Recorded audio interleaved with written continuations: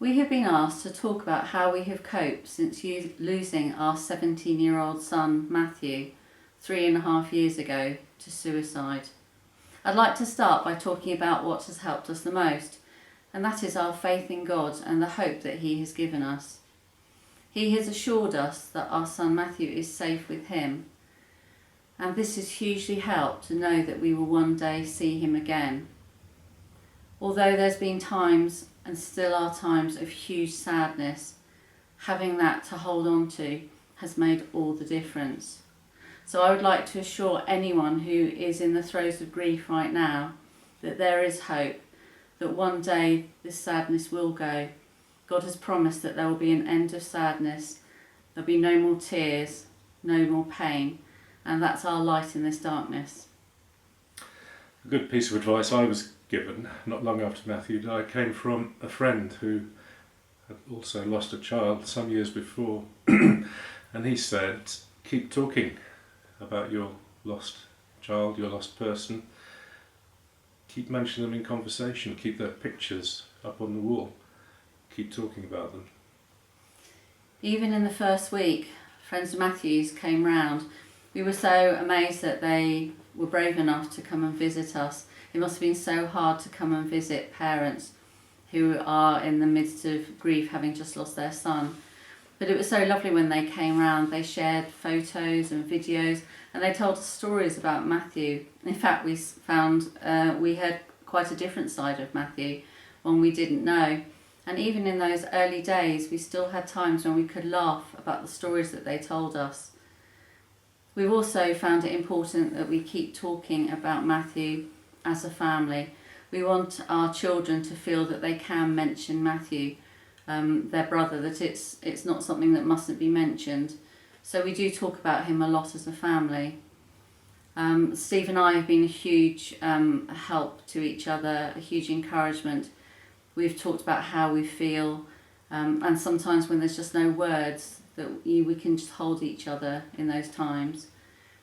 And I'm also very grateful to friends who have come alongside me. It's so difficult to know what to say to someone who's bereaved. In many ways there's nothing you can say, but just to be prepared there to listen. I've been grateful particularly that they haven't been scared of my tears or afraid of my raging grief. On the subject of the reaction of others, don't be surprised if some people are unable to cope with what you're going through. They may simply not have the experience. We found different reactions, people avoiding us, or people bumping into us in the street unexpectedly and looking like a rabbit caught in the headlights, or people making unhelpful comments. One such one was, well, at least you've still got 3 other children. If you're Christian, and especially if you've lost an unbelieving loved one, there can also be insensitive comments from fellow Christians who don't have the experience of life or the spiritual experience to be able to cope with what you're going through. If these comments cast doubt on where your unbelieving loved one may be now, this can be incredibly painful, even if you disagree with them. And I think it's so important to be kind to yourself. It's such a difficult journey to go through grief. And for myself, I found that sometimes I was overwhelmed with waves. The waves would just come from nowhere sometimes. And I think it's just so important that you can express those feelings. So if you want to cry, then cry. And likewise, if you want to be angry, then be angry. And I would say, a bit controversially perhaps, if you want to and it helps, then swear under your breath, or certainly if you're with people who might be offended by this. But it's like dropping something heavy on your foot. In the pain, we need to get it out, to express it. And we're in the real world. Christ worked with rough fishermen who I'm sure would swear. Christ called the Pharisees, "You sons of vipers," which is rather like a common American cuss. There can be a sort of goody-goody approach to Christianity which may frown on this, but I think if it helps, do it. I don't think God minds. At the end of the road next to ours is the co-op funeral care where Matthew lay after he died and where we went to visit him. And every time I drive past it still, I swear under my breath because it's so painful. It helps to express the pain, to get it out. And be patient with yourself. It will take time, it's going to be a long journey.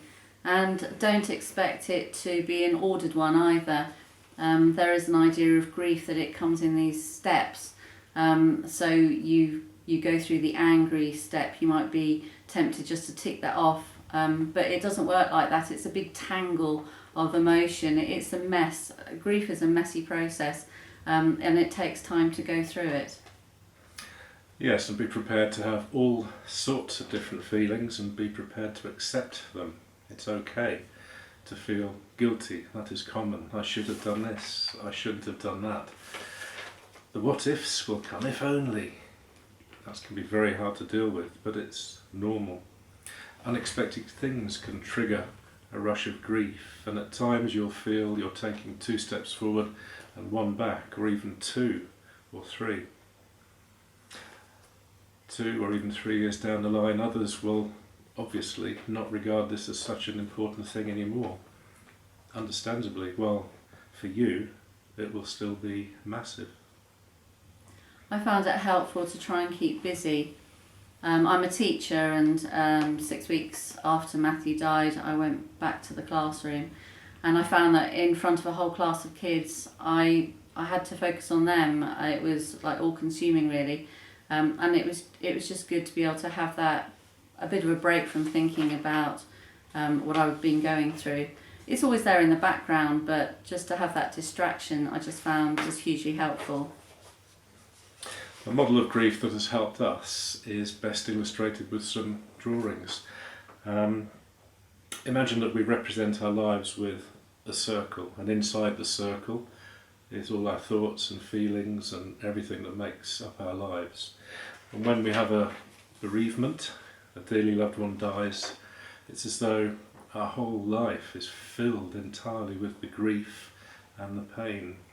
Now, it used to be believed that this would get smaller with time, but the thinking now, and we agree with this from experience, is that actually the pain stays the same, the grief stays the same, but your life expands around it with time, more and more. So the grief is there, but it's not all encompassing. And sometimes we'll still be pushed back into the grief by some sort of trigger or anniversary, but normally it's not a all-embracing, all-encompassing thing. In the early days, I found the evenings particularly difficult. I would put on headphones and listen to music, different songs from YouTube, and they actually became my Matthew playlist, and I would listen to my Matthew playlist every evening and just get encouragement from the songs that reminded me that there is a hope. And then when it came to going to bed, it's so hard often to try and get to sleep when you've got that on your mind and everything's quiet around you. So I would go to God and feel safe in his arms. There's a verse in the Bible that talks about hiding under the shadow of his wing, and that's where I'd go. I'd hide myself into someone who's so much bigger than this, someone who can offer hope, a loving father who is holding Matthew right now, and one day I will be with Matthew and him. As a Christian, I am convinced that we can be confident God has our loved one in his loving care, whether they be a believer, an unbeliever, or of another religion. Our good and loving Father is the Father of us all. There's the verse in the Bible where Jesus is giving the Sermon on the Mount, and he says, "Blessed are the broken-hearted, blessed are those who mourn." And when we thought of this, we thought, what is he talking about? Our hearts have been broken into pieces. How can we be blessed? And something that our minister said not so long ago, perhaps that blessing comes from the fact that you are hearing God. And I think there is a lot of truth in this. Through our brokenness, somehow, God can come in, He can speak to us. We're concentrating, we're listening. Everything else has fallen away. And this happened with us in the days after Matthew died. Amidst that awful pain, somehow there was at times a deep peace which we could only explain as coming from God. He was assuring us, Matthew is all right, he's with me, he's safe, an unbeliever or not. And we believe this is true for every beloved lost one, whatever their faith or lack of faith. God is the good Father of us all.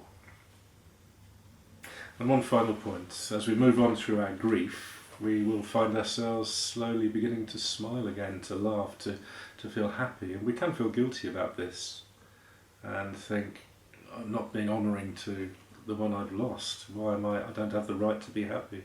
This isn't true. It's not what they would want. Life goes on, and it's okay to start laughing again, start smiling, start enjoying life again. As somebody helpfully wrote in one of the books I was reading in the weeks after Matthew died, you will always be sad, but you will be happy again.